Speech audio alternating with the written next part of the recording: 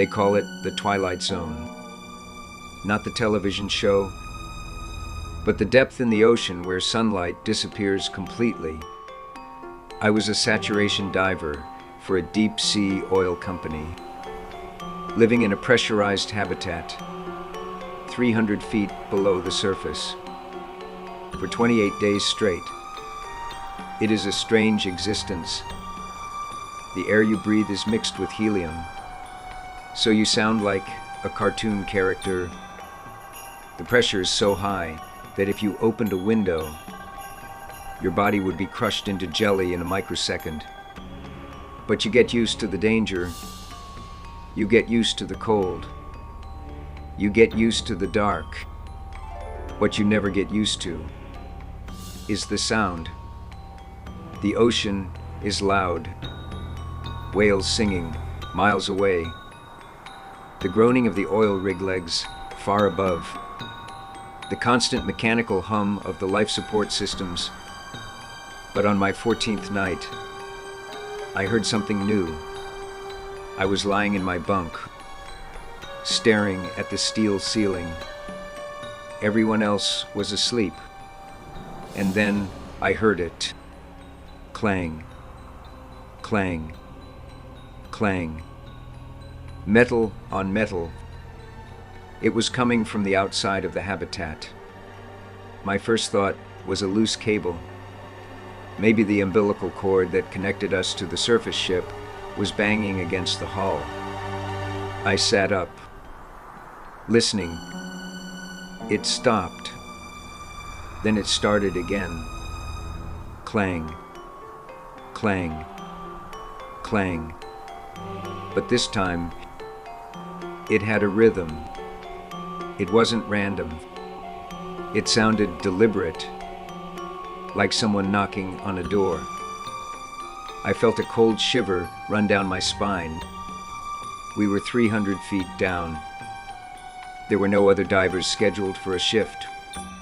There were no submarines in the area. Nothing survives out there without a suit. I climbed out of my bunk, moving quietly so I wouldn't wake my shift partner, Dave. I walked to the small, circular viewport at the end of the module. The glass was thick, reinforced to withstand the crushing pressure. Outside, it was pitch black, absolute nothingness. I grabbed a flashlight and pressed it against the glass. The beam cut through the murky water, illuminating a cloud of silt and a few passing shrimp. I swept the light left, then right. Nothing. Just the endless, terrifying void. I let out a breath, laughing at myself. You are losing it. I thought, it's just the pipes cooling down. It's just the rig settling. I turned off the flashlight and turned to go back to bed. Clang, clang, clang, right next to my ear. It came from the viewport I was just looking out of. My heart hammered against my ribs. I spun around and pressed my face to the glass again. Wait, there was something there, just at the edge of the darkness. A shape. It looked like a person floating, upright.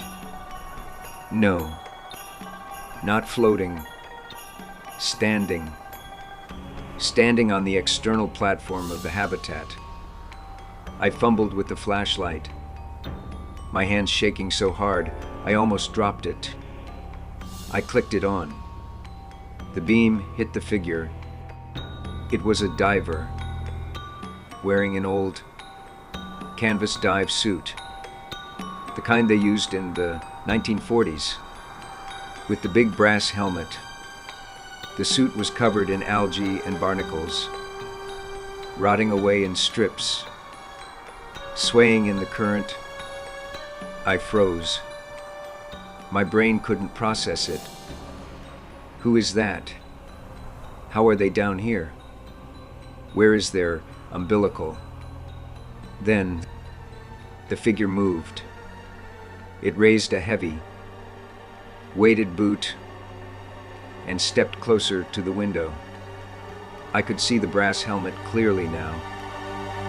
The faceplate was dark, caked with grime. I couldn't see inside. The figure raised a gloved hand and tapped on the glass. Clang, clang, clang. I stumbled back, knocking over a canister of CO scrubbers. The noise woke Dave. He sat up, rubbing his eyes. "What are you doing?" he mumbled. "There is someone outside," I whispered, my voice high and squeaky from the helium. "What?" Dave asked, annoyed. "There is a diver outside," I screamed, pointing at the window. Dave sighed, climbing out of his bunk. "You are having a nightmare. Go back to sleep." He walked over to the viewport to prove me wrong. He looked out. He went rigid. Silence. Absolute silence in the habitat. Then Dave whispered, one word, "Dad?" I looked at him. His face was pale, white as a sheet. His eyes were wide, filled with a horror I will never forget. "My dad," he whispered. "He died on a rig 20 years ago. His body was never recovered." Outside, the brass helmet tilted slowly, as if observing us. Then, the figure began to unscrew the faceplate. Underwater, at 300 feet. "You can't do that. The pressure would liquidize you." But the figure kept turning the bolts. Slowly, methodically. Bubbles didn't come out. Water didn't rush in. The faceplate swung open. There was no face inside. Only water. And two glowing, white eyes floating in the dark helmet. Dave started screaming. He lunged for the airlock door, scrambling to open the manual override. "Let him in," he screamed. "He is cold. He is cold." I tackled him, wrestling him to the floor. "Don't open it," I yelled. "You'll kill us both." He was stronger than me, fueled by madness. He punched me in the face, and I tasted blood. He kicked me off and grabbed the wheel of the airlock. He spun it. The warning lights flashed red. Pressure warning. Pressure warning. I scrambled back, grabbing a heavy wrench from the tool bench. I didn't want to do it, but the seal was breaking. I could hear the hiss of the ocean trying to get in. I swung the wrench. It hit Dave in the back of the head. He crumpled to the floor, unconscious. I spun the wheel back, sealing the door, locking the deadbolts. I sat there on the floor, panting, bleeding, staring at the viewport. The figure in the brass helmet was still there, watching. It raised its hand again and waved, a slow, mocking wave.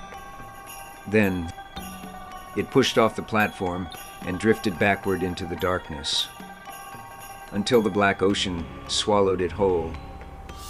We were pulled up the next morning.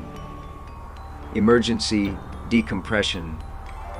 Dave never spoke again. He sits in a care home now, staring at the wall, drooling. The company said it was nitrogen narcosis. They said we hallucinated. They said the pressure got to our heads. But I know what I saw. And I know why I will never go near the ocean again.